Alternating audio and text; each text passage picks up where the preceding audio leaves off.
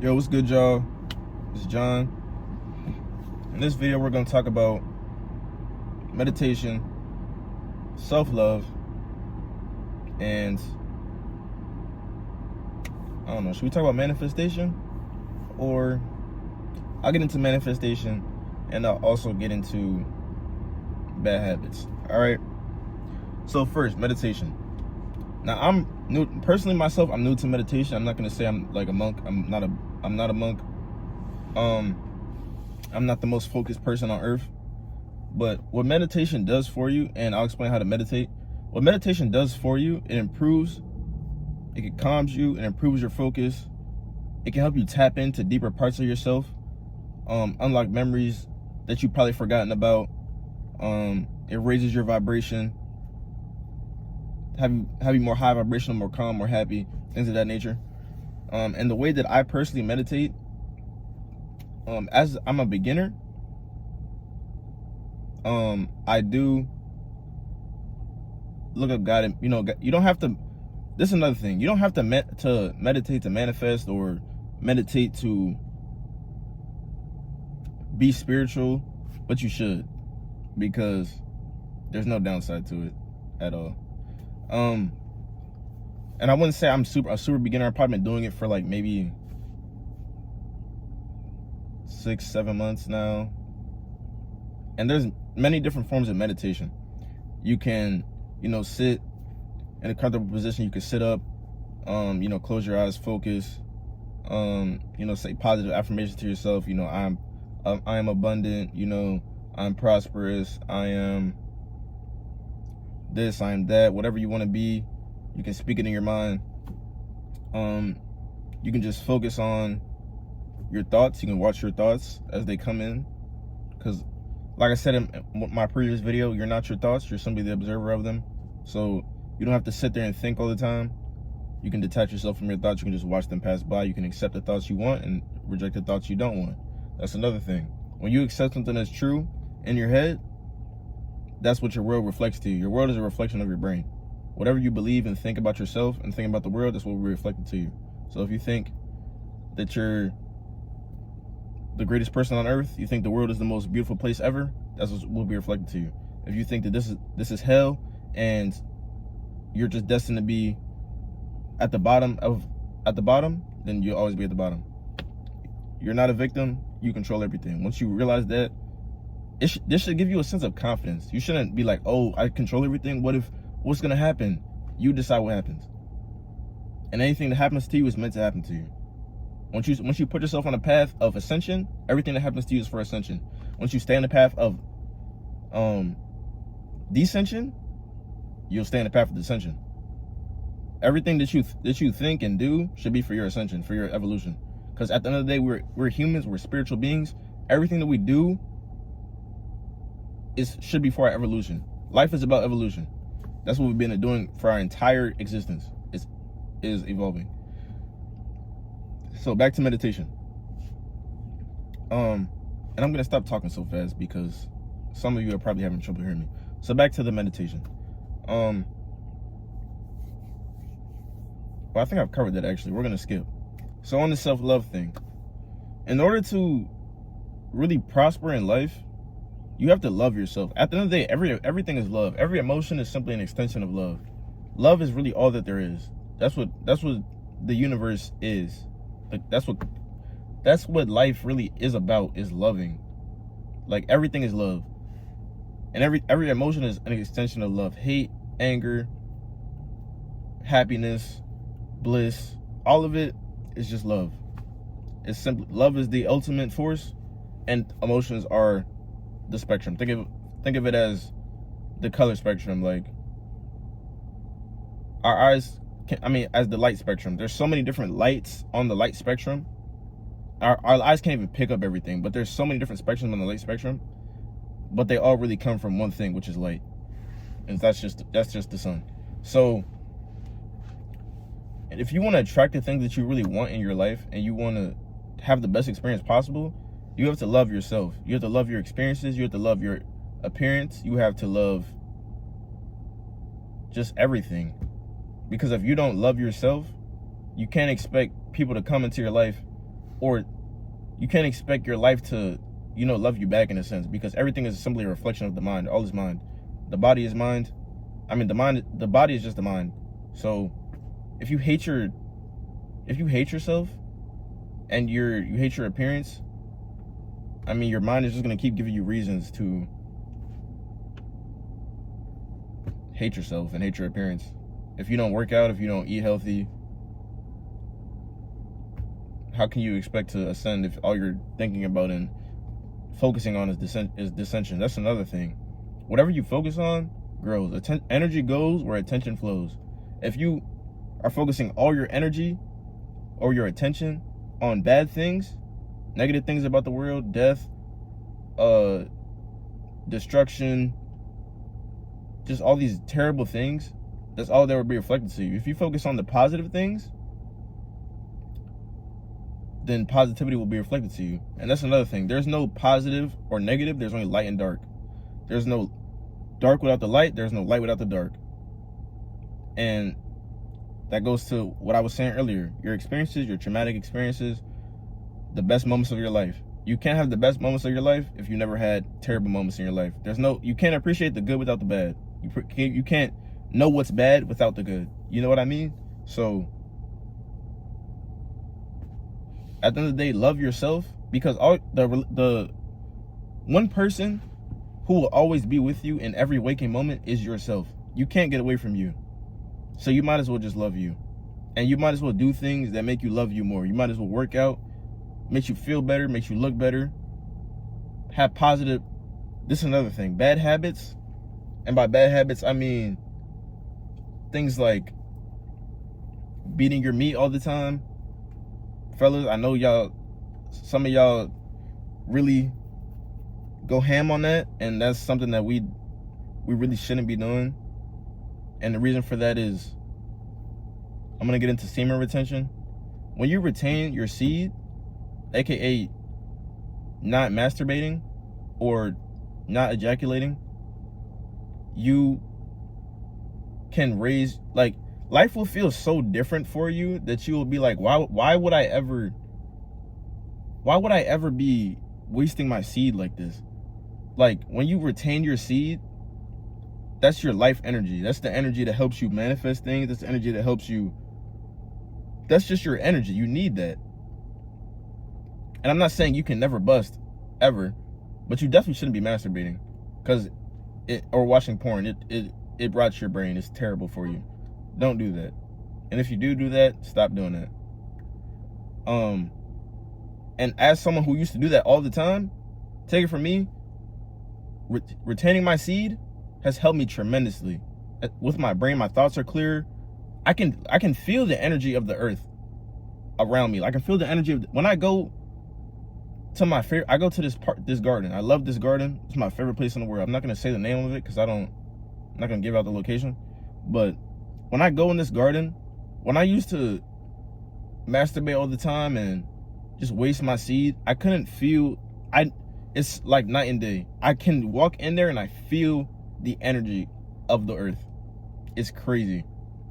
And when you understand that you're the source and you are the earth, and all the trees and all the plants around you are alive and they're all connected to you because we're spiritual beings and we're connected to nature, it's crazy.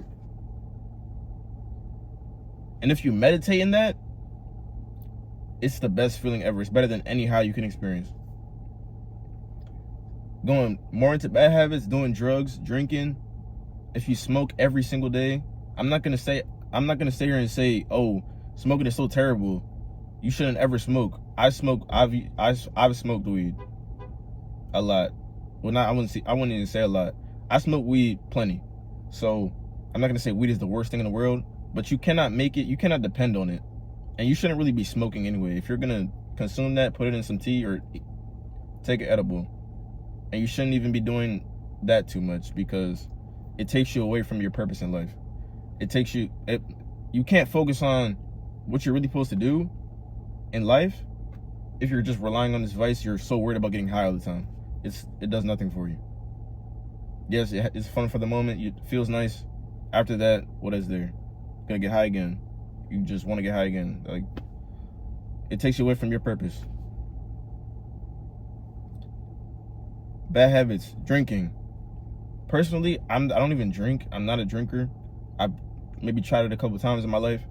I was never a fan of drinking, even before I got into this self-improvement, spirituality thing, because my aunt passed away from it, and it was very traumatic for my family, especially my dad. So and that happened when I was like 17 or 18. So after that, I was like, nah, I'm just not touching this. But when you drink, I'm sure we all know what happens when you drink. I can go really, really deep into that. It's a reason why when you get blackout drunk, you lose control of yourself, because when you drink, you're opening yourself up for spirits to inhabit your body. And if you want me to go deeper into that, I'll explain that. Maybe I'll make a video all about drugs and the things that they do to you on a spiritual level. All right, so when it comes to manifestation, I'm sure that once you found out about manifestation, you was just searching the internet, finding any way to manifest instantaneously, anything possible, because when you found out that you could manifest whatever it is that you can think of, you were like, I have to get this one thing, or I have to get these things.